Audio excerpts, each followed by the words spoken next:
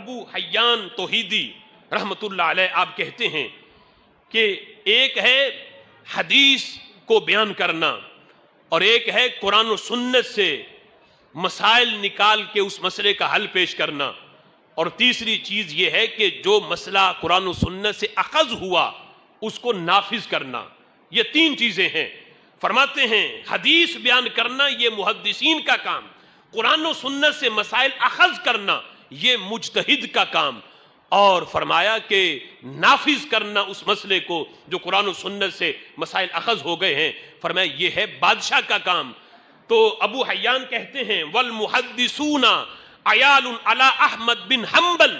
کہتے ہیں جتنے محدثین ہیں وہ حدیث بیان کرنے میں امام احمد بن حنبل کے شاگرد ہیں، ان کے بال بچے ہیں۔ والفقہاء عیال ابی حنیفہ اذا کاسو،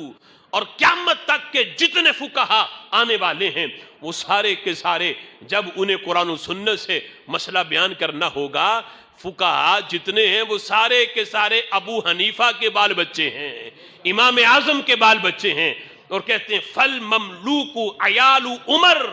اذا ساسو، اور جتنے بادشاہ ہیں جب ان کو قرآن و سنت کے جو مسائل ہیں اپنی رعایا پہ لاگو کرنا ہوگا، فرمایا وہ بادشاہ جب تک حضرت عمر کی شاگردی نہیں کرے گا تب تک وہ قرآن و سنت کے مسائل اپنی رعایا پہ نافذ نہیں کر سکے گا۔ فرمایا جتنے بادشاہ ہیں وہ سیاست کرنے میں، وہ سیاست آج کی نہیں کہ جسے گالی بنا دیا گیا، وہ سیاست اذا ساسو جو انبیاء کا منصب ہے، جو انبیاء کا مقام اور مرتبہ ہے، جو منصب نبیوں کا تھا، وہ پاکیزہ سیاست جو خلفائے راشدین نے کی، جو حضرت فاروق اعظم رضی اللہ تعالی عنہ نے کی۔ فرمایا جتنے بادشاہ ہیں اگر وہ چاہیں ہماری رعایا میں قرآن و سنت کا نظام ہو، نظام مصطفیٰ ہو، فرمایا وہ سارے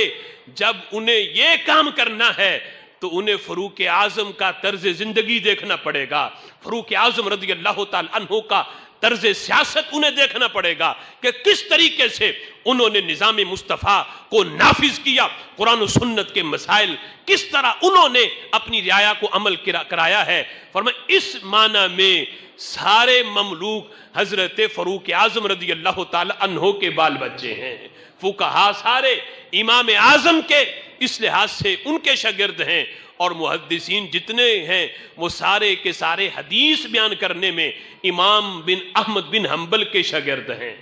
امام اعظم ابو حنیفہ رحمت اللہ علیہ کیا مقام اور مرتبہ ہے آپ کا۔ امام اعظم وہ ہیں کہ جن کو امام اعظم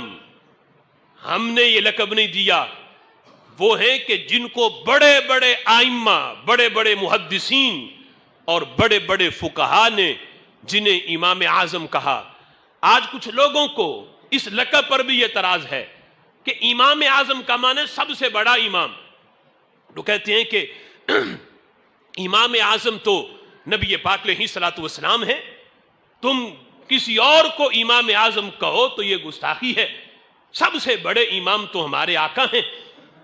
تو انہیں سوچنا چاہیے کہ یہ جو القابات دیے جاتے ہیں یہ درجات کے لحاظ سے ہوتے ہیں۔ آج اگر تم اپنے خطیب کو خطیب اعظم کہو تو اس پہ تو کوئی اعتراض نہیں، حالانکہ خطیب اعظم میرے آقا فرماتے ہیں جب قیامت کا دن ہوگا سارے خطیب چپ کر جائیں گے، رب کے دربار میں اس وقت میں خطاب کروں گا۔ تو اس لحاظ سے تو خطیب اعظم، سب سے بڑے خطیب تو ہمارے آقا ہیں جو خطیب اعظم ہیں،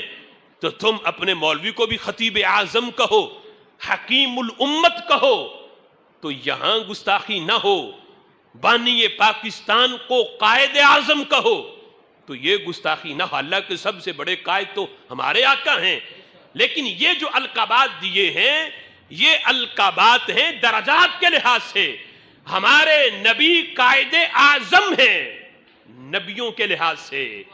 کہ نبیوں میں ان سے بڑا کوئی قائد نہیں، وہ خطیب ہیں، خطیب اعظم ہیں نبیوں کے لحاظ سے، کہ نبیوں میں بھی ان سے بڑا کوئی خطیب نہیں، وہ قائد اعظم ہیں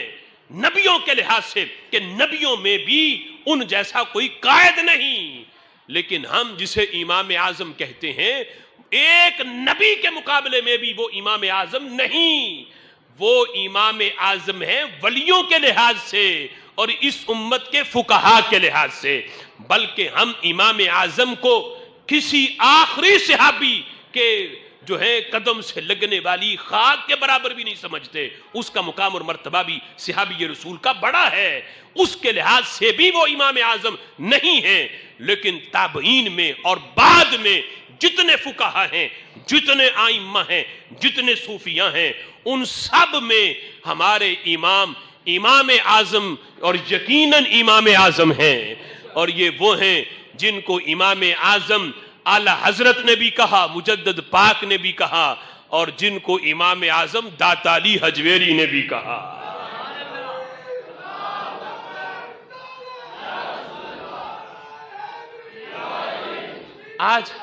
آج کچھ لوگ کہتے ہیں کہ